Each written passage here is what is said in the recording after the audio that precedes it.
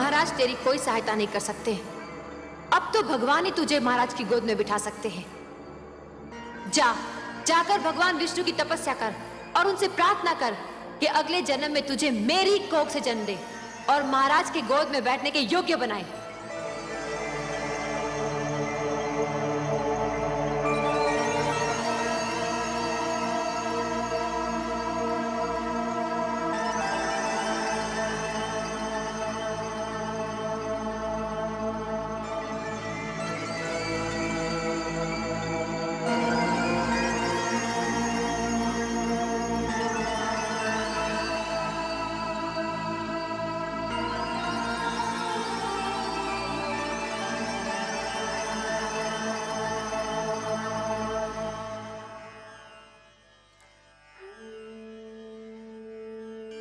वो महाराजाओं के महाराज हैं, सम्राटों के सम्राट हैं, परम बलवान, सर्वशक्तिमान है।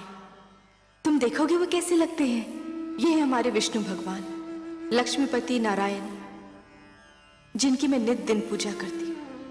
महाराज की गोद तो क्या, वो अपनी गोद में बैठने का भी अधिकार दिला सकते हैं। हे विष्णु भगवान, मैं तुमसे मिलने आ रहा हूँ, मगर मुझे ये तो पता नहीं कि तुम कहाँ रहते हो। मगर तुम जहाँ भी रहते हो मैं तुम्हें ढूंढ निकालूंगा। मेरी बस एक विनती है, मेरी माता नित दिन तुम्हारी पूजा करती है। मेरे जाने के बाद उसका ध्यान रखना। हम दोनों एक दूसरे से कभी अलग नहीं हुए। वो मुझे पास ना पाएगी तो व्याकुल हो जाएगी। उसकी ढाढ़स बढ़ाना प्रभु, उसे रोने मत देना।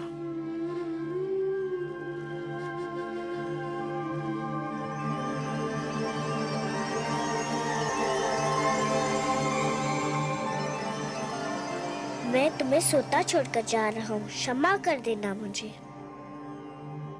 तुम जागती होती तो मुझे कभी ना जाने देती। पर देखो मुझे न पाकर व्याकुल मत होना। मैं भगवान विष्णु को ढूंढने जा रहा हूँ। वही तुम्हारा खोया हुआ स्थान दिलाएंगे और मुझे भी। मैंने भगवान विष्णु की मूर्ति से कह दिया है कि वो तुम्हारा ध्यान रखे। मुझे विदा दो माते, मुझे विदा दो।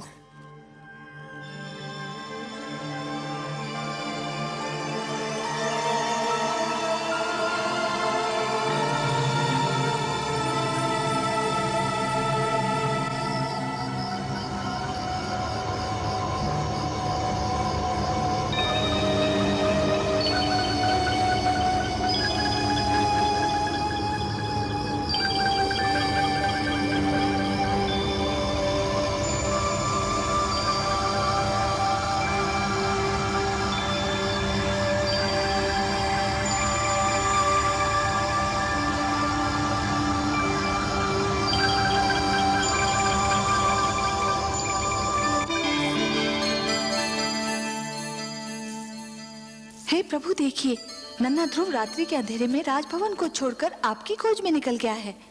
हाँ देवी, वो अपने मन की लगन को दबा नहीं पाया।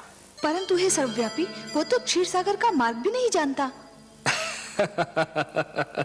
देवी, एक यात्री के लिए सबसे कठिन क्षण वो होता है जब वो किसी अनजान यात्रा के उद्देश्य से मार्ग पर प्रथम पग धरता है। फिर तो मार्ग में सहस्त्रों घने पेड़ मिल जाते हैं जो उसके पैरों तले शीतल छांव बिछाने को तैयार रहते हैं। फिर मार्गदर्शक भी मिल जाता है, और मार्गदर्शक तो गुरु होता है देवी। परंतु हे सर्वश्रेष्ठ, वो तो अभी एक बालक है। उसे इस यात्रा में कितना दुख झेलना पड़ेगा। महादेवी, बूंद जब किसी मेघ की गोद से निकलती है तो उसके मन में असंख्य आशंकाएं होती हैं। सोचती है कि उसका अंत क्या होगा। क्या वो किसी मरुस्थल की सुलगती रेत पर गिरेगी और सूख जाएगी, या किसी सुलगते अंगारे पर गिरेगी और भस्म हो जाएगी, या फिर किसी कांटे पर गिरेगी और उसका शरीर छलनी हो जाएगा। क्या होगा उसका अंत। परंतु जब वो किसी सीप के मुख में गिरती है और मोती बन जाती है, तब उसे यह ज्ञान होता है कि उसकी यात्रा शुभ थी। आपकी बातें आप ही जाने परमेश्वर, किंतु आज्ञा हो तो एक बात कहूं। आप तो हमारी अर्धांगिनी है। हमसे कुछ कहने के लिए आपको हमारी अनुमति और आज्ञा की आवश्यकता नहीं है देवी। कहिए, अवश्य कहिए। यदि ध्रुव पर राह में कोई संकट आया तो मैं चुप नहीं रहूंगी। मैं इस खेल में कूद पड़ूंगी और आप मुझे रोकिएगा मत। नहीं रोकेंगे, परंतु एक बात का ध्यान तो आपको भी रखना होगा देवी। कौन सी बात? कि नियमों को बनाने वाले स्वयं उनको तोड़ा नहीं करते। मैं समझी नहीं त्रिलोकीनाथ। मानव के भाग्य विधाता ब्रह्मा है। आप ब्रह्मा के लिखे को बदलने की चेष्टा न कीजिएगा देवी। ध्रुव हमको ढूंढता हुआ आ रहा है और इस राह में उस पर वही बीतेगी जो ब्रह्मा ने उसके भाग्य में लिख दी है। वो हम तक पहुंच पाएगा या नहीं, ये तो केवल ब्रह्मा ही जाने। परंतु इस बालक के लिए आपके मन में इतना स्नेह क्यों उमड़ रहा है देवी? मैं नहीं जानती प्रभु, पर न जाने क्यों ऐसा लगता है जैसे ध्रुव मेरी ही संतान हो। इतना महान स्थान दे दिया उसे आपने। क्यों? क्या वो इस स्थान के योग्य नहीं? इतनी छोटी सी आयु में इतना बड़ा निर्णय, इतना दृढ़ निश्चय, ये सब महानता के लक्षण नहीं है तो और क्या है? उसे अपनी महानता सिद्ध तो कर लेने दीजिए। अवश्य, परंतु ध्रुव पर अगर कोई संकट आया तो मैं सहन नहीं कर पाऊंगी। ऐसा कब तक चलेगा दलनायक जी? क्यों, क्या हुआ? क्या हुआ? अरे इतने दिन हो गए, कोई भी यजमान हाथ नहीं आया। अगर यही दशा रही तो हम सब भूखे मर जाएंगे।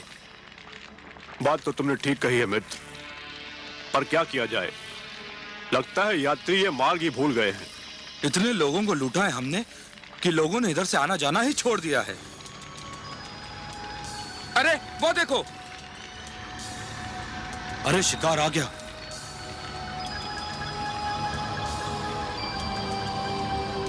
वन देवता ने सुन ली हमारी। कोई बालक है। कोई भी हो, लगता धनी है। सारा शरीर गहनों से ढका है। गहने छीनकर ठिकाने लगा देंगे। गहने छीनने तक तो ठीक है, पर इतने छोटे बालक को मारना। मती मारी गई है तुम्हारी। यदि कोई राजकुमार हुआ तो इसे छोड़ दिया तो जाकर राजा की सेना ले आएगा और हम सब चुन चुन कर मार दिए जाएंगे। चलो।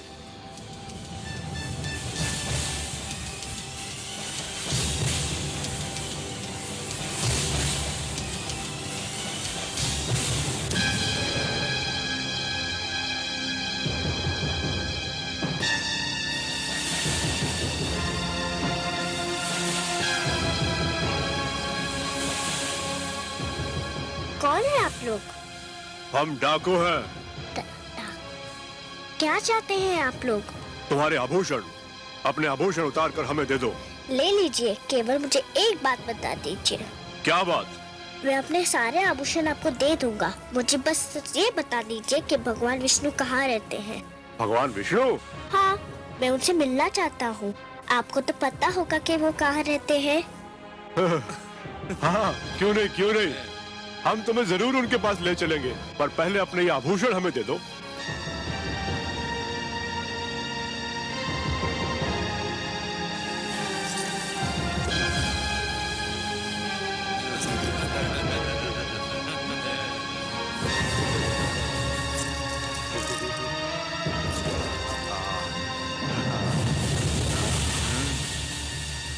आओ हमारे साथ।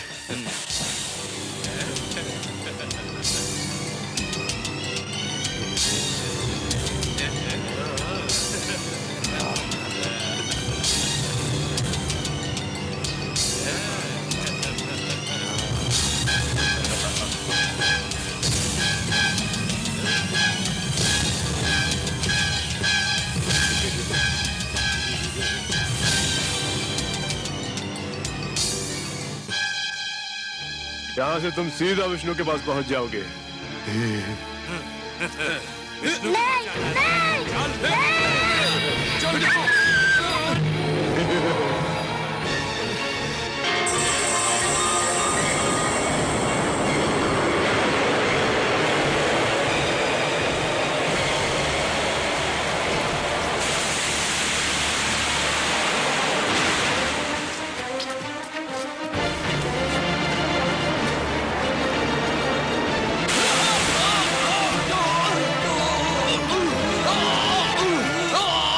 मार डालो उसे, मार डालो।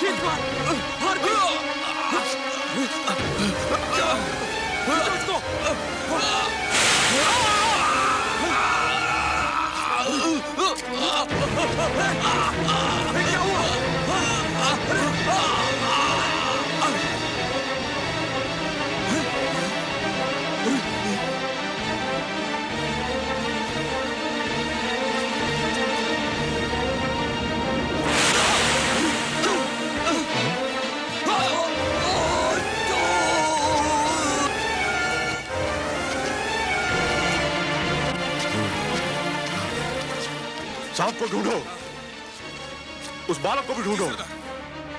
वो देखो,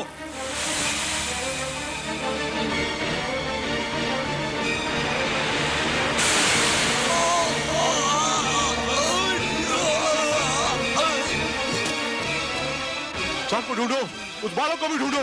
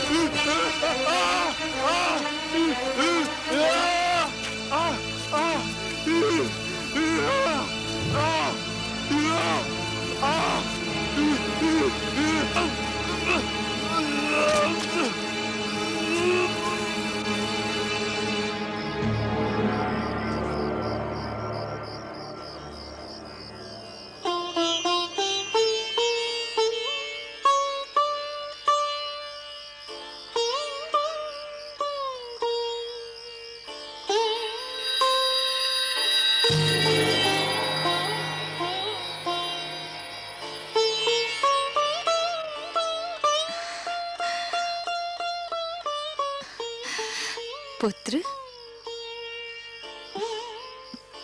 आप कौन है माता? तुमने तो माता कहकर स्वयं ही बता दिया कि मैं कौन हूँ। अब मैं क्या बताऊं? समझ लो तुम्हारी माता ही हूँ। इन लोगों को क्या हुआ? इनको इनके किए का दंड मिल गया। ये लुटेरे थे और तुम्हें मार डालना चाहते थे। परंतु ये बताओ, इतनी रात्रि को तुम अकेले कहाँ जा रहे थे?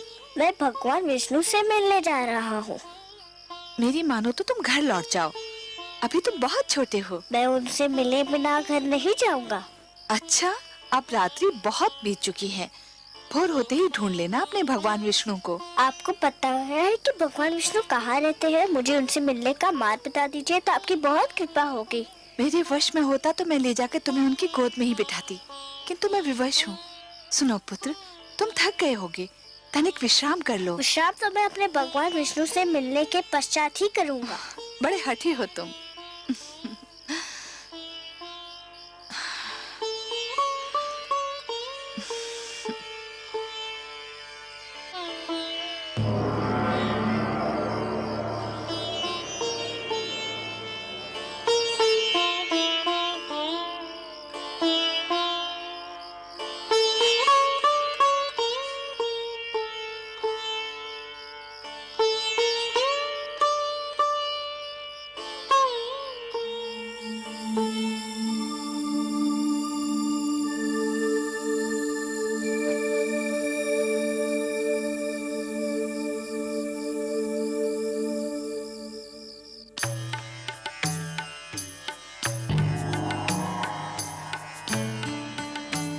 आइए महादेवी, आइए। आज तो आपने हमको भी अचरज में डाल दिया। अचरज में? और वो भी आपको मायापति? मेरी किस बात से आपको आश्चर्य हुआ? शीतल जल यदि दहकती अग्नि बन जाए, चंद्रमा ठंडी चांदनी के स्थान पर यदि तपती धूप छिटकाने लगे, पुष्प की कोमल पंखुड़ी यदि धारदार कटार बन जाए तो आश्चर्य नहीं होगा देवी। अपने पुजारियों पर धन की वर्षा करने वाली देवी को जब हमने ध्रुव के शत्रुओं पर विष की वर्षा करते देखा तो हमें भी कौतूहल हुआ। मैं क्या करती नारायण, मुझसे रहा नहीं गया। वो हत्यारे अगर ध्रुव के प्राण ले लेते तो मैं स्वयं को कभी क्षमा नहीं कर पाती। आप जानते हैं ना, वो हत्यारे ध्रुव के प्राण लेना चाहते थे। जानता हूं, भली भांति जानता हूं, और कुछ और भी जानता हूं। क्या? यही कि हो सकता है कि विधाता ने ध्रुव के भाग्य में यूं मरना लिखा ही न हो। उसके भाग्य में यह लिखा हो कि आप उसके प्राणों की रक्षा करेंगी और अपने ममतामयी हाथों से उसे थपकियां देकर सुलाएंगी, क्योंकि देवी होता तो वही है जो भाग्य में लिखा है। मैं नहीं जानती, लेकिन उस बालक को देखकर मेरे मन में ममता का सागर उमड़ने लगता है। नारायण, वो कितनी लगन से आपको ढूंढ रहा है। आप स्वयं जाकर उसे अपने दर्शन क्यों नहीं देते? हम विधाता के कार्यों में हस्तक्षेप नहीं कर सकते देवी, विधाता के कार्यों में हस्तक्षेप नहीं कर सकते। ध्रुव को वो सब मिलेगा जो उसके भाग्य में लिखा है। आपका लाडला अब जागने वाला होगा, धरती पर भोर होने वाली है। भोर होते देखकर मेरा मन कांप रहा है। क्यों देवी, किस कारण? भोर हुई और सुनीति ने अपने लाल को ना पाया तो उसकी क्या दशा होगी? वो तो दुख से पागल हो जाएगी।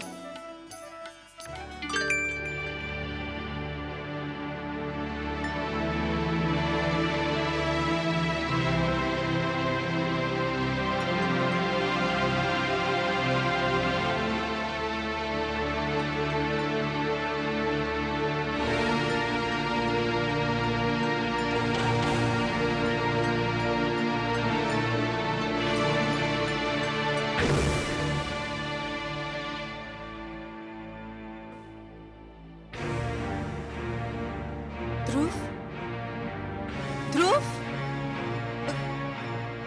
पुत्र ध्रुव, ध्रुव, ध्रुव, कहाँ हो तुम? ध्रुव,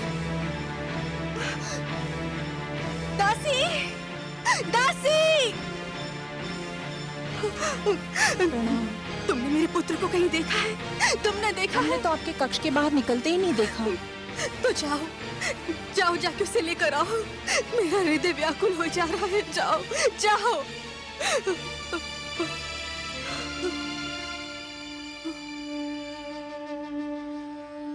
महाराज ध्रुव को अवश्य ढूंढ निकालेंगे। हाँ, मुझे महाराज के पास जाना चाहिए। मुझे महाराज के पास जाना चाहिए। क्षमा करें महारानी, किंतु आप महाराज से ना मिले तो अच्छा है। ना मिलो उनसे? क्यों ना मिलो उनसे? पता नहीं वो आपसे मिले भी या ना मिले। रानी सुरुचि भी उनके पास उनके कक्ष में है। रानी सुरुचि ने आपसे ना मिलने दिया तो आपको दुख होगा। संतान के खो जाने से बड़ा दुख और क्या हो सकता है? इससे बड़ा दुख मुझे और कोई क्या दे सकता है? महाराज ध्रुव के पिता हैं। मुझे उनसे मिलना ही चाहिए।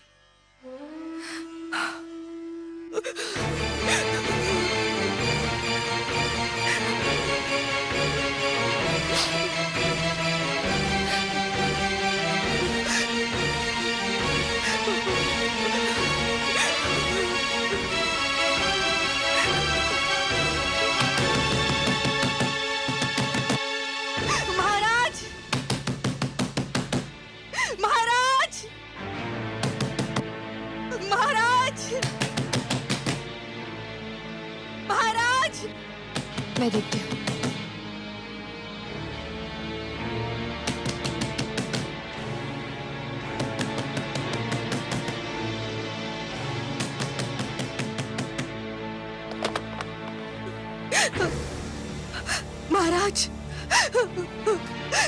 महाराज, महारानी सुनीति, क्या बात है? क्या हुआ? महाराज, हमारा पुत्र ध्रुव। क्या हुआ पुत्र ध्रुव को? बहुत बड़ा अनर्थ हो गया। न जाने कहाँ चला गया हमारे पुत्र, न जाने कहाँ चला गया ध्रुव। चला गया? कहाँ चला गया? कहाँ चला गया होगा? अरे यही कहीं राजभवन में खेल रहा होगा। दासियों ने राजभवन का कोना कोना छान मारा है, उसका कहीं पता नहीं चला। महाराज, आप उसे ढूंढ निकालिए, नहीं तो मैं रो रो के अपने प्राण दे दूंगी। महारानी सुनीति, महाराज उसे कहाँ ढूंढेंगे? आपका पुत्र आपके पास था, महाराज को क्या पता कि वो कहाँ होगा? महाराज, मेरा सब कुछ छीन लीजिए, किंतु मेरा लाल मुझे लौटा दीजिए। एक उसी का तो सहारा था मुझे, उसी का मुख तो देख देख के जीती थी मैं। धीरज रखिए महारानी सुनीति। कैसे धीरज रखूं? कैसे धीरज रखूं? उसने कहा था कि वो भगवान विष्णु से मिलना चाहता है। मैं समझी कि वो बचपने में कह रहा है। भगवान विष्णु से मिलने? हाँ, आपसे मिलने के पश्चात वो बहुत उदास हो गया था, न जाने कहाँ भटक रहा होगा वो। अगर वो मुझे नहीं मिला ना, तो मैं आपको कभी भी क्षमा नहीं करूंगी। मैं आपको कभी भी क्षमा नहीं करूंगी। मैं आपको कभी भी क्षमा नहीं करूंगी। महारानी सुनीति, महारानी सुनीति,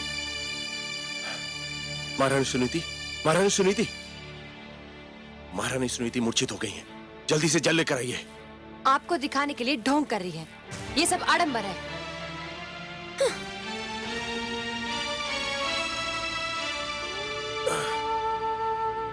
महारानी सुनीति, महारानी सुनीति,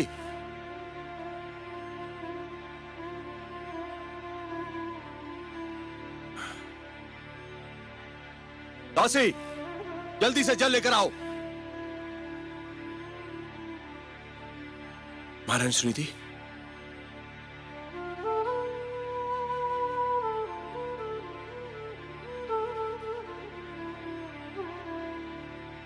महारानी सुनीति, महारानी सुनीति, ध्रुव, ध्रुव,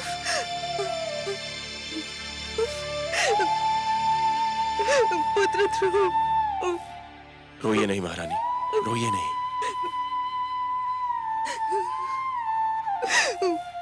वो भगवान विष्णु से मिलने का हट कर रहा था। मुझे क्या पता था कि वो स्वयं ही चला जाएगा। घबराइए नहीं महारानी, वो चला भी गया है तो बहुत दूर तक नहीं गया होगा।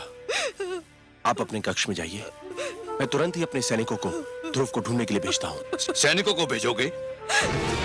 स्वयं नहीं जाओगे अपने पुत्र को ढूंढने? पिताश्री आप? पर तुम कैसे जाओगे? जो स्वयं मोह की राहों में भटक रहा हो वो किसी को क्या ढूंढेगा?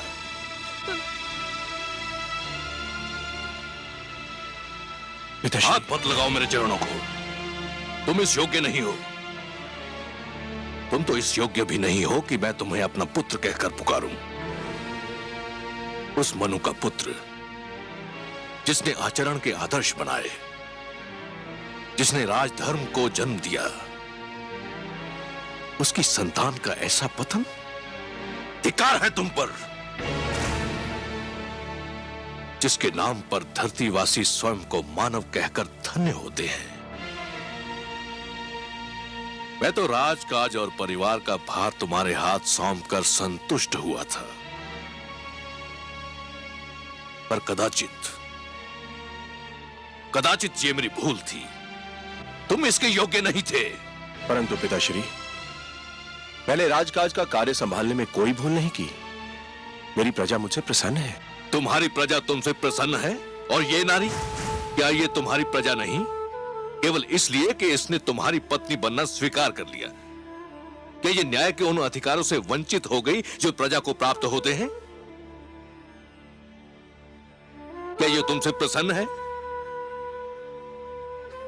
क्या अपराध किया था इसने जो इस गुणवंती के अधिकार छीनकर तुमने उस गुणहीन को दे दिए?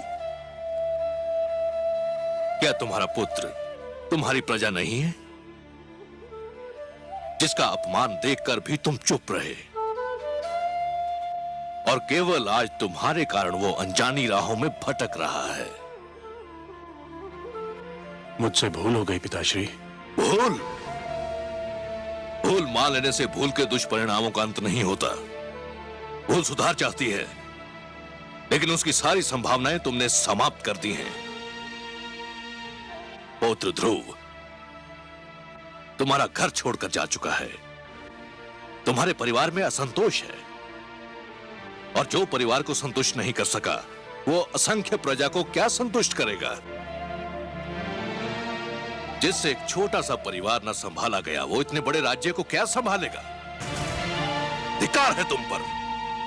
सारा विश्व जीतकर भी एक नारी की सुंदरता से पराजित हो गए। मैंने संपूर्ण राज्य की बागडोर तुम्हारे हाथ सौंपी थी, परंतु तुमने वो बागडोर अपनी दूसरी पत्नी को सौंप दी और कठपुतली की भांति उसकी उंगलियों के संकेत के दास बने बैठे हो। मुझे क्षमा कर दीजिए पिताश्री। क्षमा? प्रजा अपराध करे तो उसे क्षमा किया जा सकता है, परंतु राजा अपराध करे तो उसे क्षमा नहीं किया जा सकता। राजा का अपराध अपराध नहीं पाप होता है, और पाप के लिए क्षमा नहीं प्रायश्चित के दंड की आवश्यकता होती है, और राजा को यह दंड वो स्वयं ही दे सकता है। क्षमा याचना करो अपनी पत्नी सुनीति से, जिसके साथ अन्याय किया है तुमने, घोर अन्याय। जिस मनु की तपस्या महाप्रलय ने भी भंग नहीं की, तुमने अपने परिवार के साथ अन्याय करके वो तपस्या भंग कर दी और मुझे यहां आने पर विवश कर दिया। याद रखो तानपात, यदि पुत्र वियोग में मेरी पुत्र वधु को कुछ हो गया तो तुम मेरे शाप से नहीं बच पाओगे। पिताश्री सुनिए तो सही। मैं कुछ नहीं सुनना चाहता। पिताश्री, पिताश्री मुझे इतना कड़ा दंड ना दीजिए पिताश्री।